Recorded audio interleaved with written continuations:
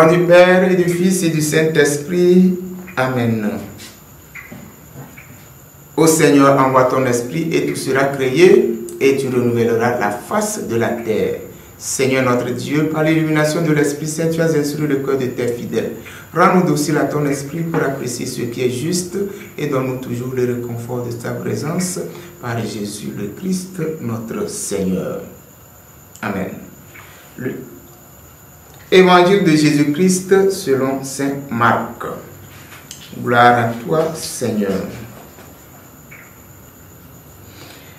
En ce temps-là, Jésus prit avec lui Pierre, Jacques et Jean et les amena eux seuls à l'écart sur une haute montagne. Et il fut transfiguré devant eux. Ses vêtements devinrent resplendissants d'une blancheur telle que personne sur terre ne peut obtenir une blancheur pareille.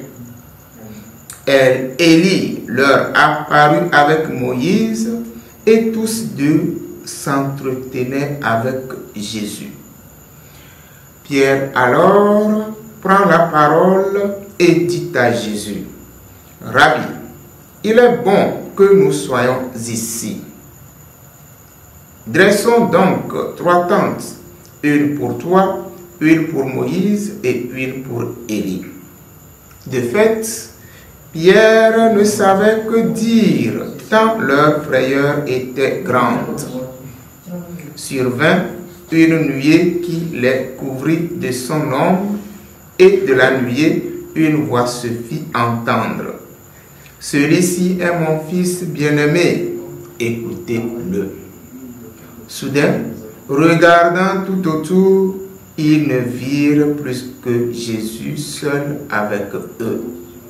Ils descendirent de la montagne et Jésus leur ordonna de ne raconter à personne ce qu'ils avaient vu avant que le Fils de l'homme soit ressuscité d'entre les morts.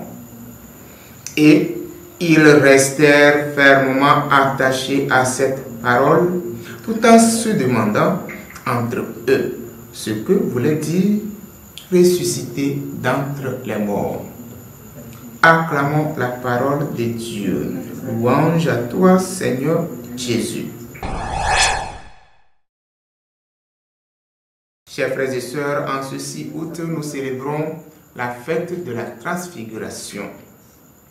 La transfiguration, c'est la manifestation de la gloire de Dieu. Et le message que nous laisse cette fête, c'est que pour être transfiguré, il faut s'élever au-dessus des réalités du monde. C'est le sens de cette montée de Jésus avec ses disciples sur une haute montagne.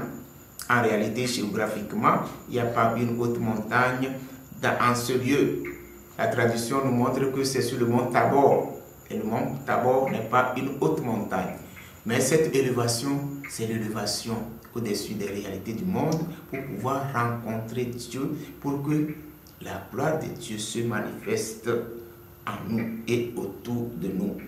Sachons donc, chers frères et sœurs, nous élever au-dessus des réalités quotidiennes de notre vie pour manifester la gloire de Dieu en nous.